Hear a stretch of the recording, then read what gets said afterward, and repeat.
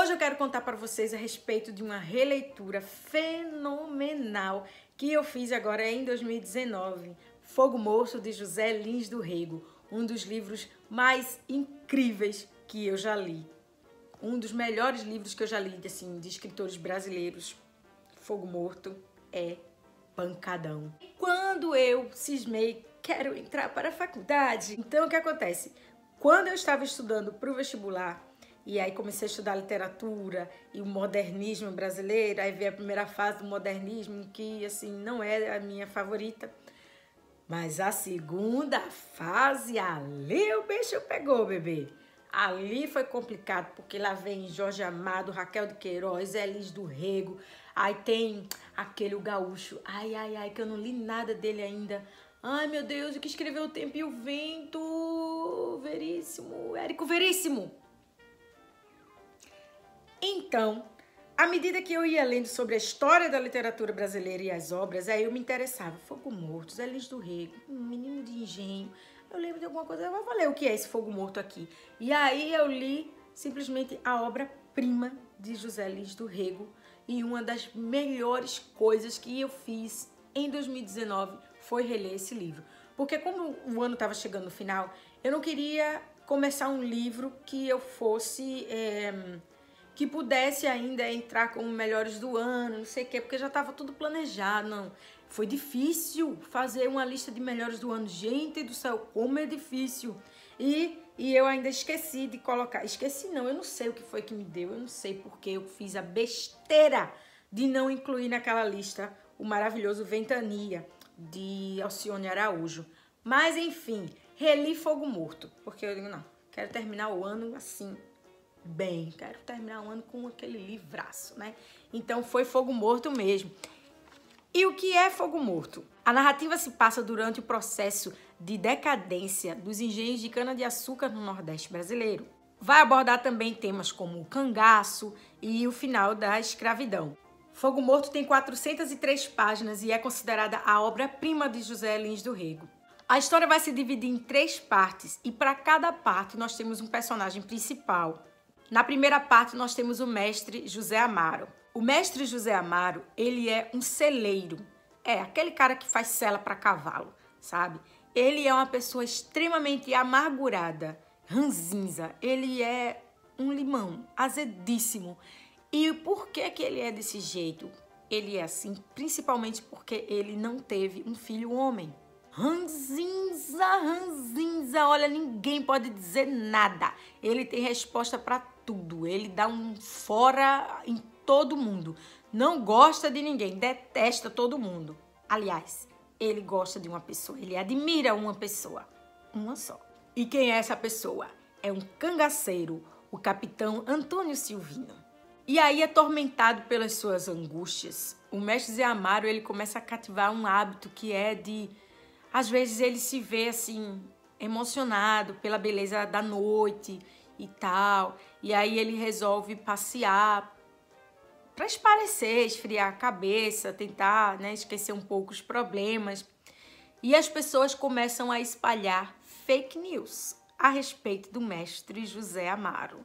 E isso é uma coisa que vai mexer muito com ele, vai abalar muito ele. Ao longo de todo o livro a gente vai perceber isso aí. Ele vai ficar muito mexido, porque as pessoas espalham esses boatos a respeito dele e começam a ter medo dele. Na segunda parte do livro, nós vamos conhecer Lula de Holanda e o Engenho Santa Fé. O Engenho Santa Fé foi erguido na base de muito trabalho, muito suor, pelo capitão Tomás Cabral de Melo, que era o pai de Olívia e de... Como é o nome dela? Amélia. Essas meninas eram o orgulho dele, ele as amava profundamente e eram meninas bem educadas. Tipo, ele não queria que as filhas dele fossem mulheres, assim, sem um mínimo de letramento. Então, as meninas sabiam ler, sabiam escrever, a Amélia tocava piano, elas eram o xodó de papai. E ele não queria qualquer um para casar com as filhas dele, não. Achei, mas menino, minhas filhas... estudadas, 2 pérolas, eu vou dar para qualquer um? É claro que não. Só que acontece uma coisa muito triste. A filha mais nova, a Olívia, ela fica doente. E aí, por causa disso, ele entra numa depressão, né? O Capitão Tomás, ele entra numa depressão profunda. Amélia, por mais, como eu posso dizer, por mais prendada que fosse, ninguém queria casar com Amélia. E Olívia estava doente. Então, para quem ia ficar toda aquela riqueza, né? Para quem ia ficar o engenho que ele construiu com tanto esforço? Até que um dia aparece Lula de Holanda. Um rapaz muito fino, cheio do chiquê, né? Vindo de Pernambuco, cheio do orgulho, porque teve familiares que estavam envolvidos na Revolução de 1848 e tal. Mas Lula de Holanda, que durante a leitura do livro, o tempo inteiro, só vinha na minha cabeça Lula, molusco, Lula. Oh, minha gente, eu tenho que me controlar. Bem, Lula de Holanda, assim, ele era muito refinado, ele não queria saber desse negócio de enxada, de sol, de estar pra cima e pra baixo, olhando planta, olhando cana. Isso depois que ele casou com a Amélia. Sim, esqueci, ele casa com a Amélia. Ele vai casar com a Amélia. Aí o Capitão Tomás se desespera, minha gente. Por quê? Justamente porque o genro não queria saber do engenho. O genro não tava nem aí pro engenho. Tô fora dessa vida de engenho. Era todo metido a granfino e detalhe, ele era muito cruel com os escravos. Ai, mas esse capítulo do Lula de Holanda é muito bom. Aliás, esse livro é muito bom. Todo. Na terceira parte do livro, nós vamos conhecer o Capitão Vitorino. Eita que figura! O famoso paparrabo. O Capitão Vitorino Carneiro da Cunha. Ele é um homem, um velhinho, um senhor, que é vítima constante da chacota do povo da cidade, né? Da Vila do Pilar. O Capitão Vitorino é um homem sem papas na língua. Ele não tem medo de ninguém. Ele quer falar uma coisa, ele fala mesmo ali na sua cara. Pior do que o mestre Zé Amaro. E embora as pessoas não o respeitem e façam muita chacota com ele, é a ele que elas recorrem quando precisam de ajuda. É porque ele é tipo um advogado, ele tem muito conhecimento e tal, e é capaz de intervir em certas situações.